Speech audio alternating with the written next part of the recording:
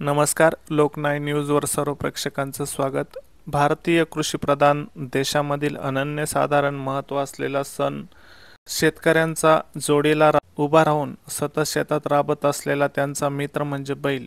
या सर्जाराजासाठी वर्षातील ऋणानुबंध जपणारा दिवस म्हणजे पोळा. या दिवशी शेतकरी राजा आपल्या बैलांना अंघोळ घालून रंगीबेरंगी रंगाने सजावट करतो. शिंगे साळून त्यांना रंग लावतो. गळ्यात घुंगरांच्या माळा घालून, पायात पैंजण बांधून, अंगावर मखमली शॉल टाकतो. सर्व गावातून ढोलताशाच्या गजरात मिरवतो.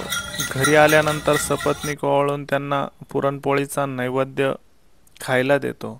वर्षभर राबणाऱ्या या बैलांना एक दिवस विरंगुळा म्हणून हा सण श्रावण महिन्याच्या अमावस्येला साजरा करतात. यांत्रिकीकरणाच्या दुनियेत बैलांची संख्या कमी होत चालली आहे, परंतु निसर्गाचा समतोल राखण्यासाठी प्राण्यांचा सहवास आवश्यक आहे. म्हणून शेतकरी राजा आपल्या बैलांना त्यांच्या मुलाप्रमाणे सांभाळ करतो.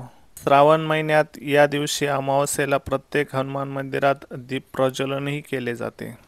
श्रावण महिन्याची शेवटची अमावस्या आहे ना, त्याला अंधेरे असतात आणि दिवे याच्याकरता प्रज्वलित केले जाते की जी वाईट शक्ती असते ती नष्ट होण्यासाठी आम्ही हे दिवे 12 महिन्याचे हे इथं मंदिरात लावले जाते. मारुती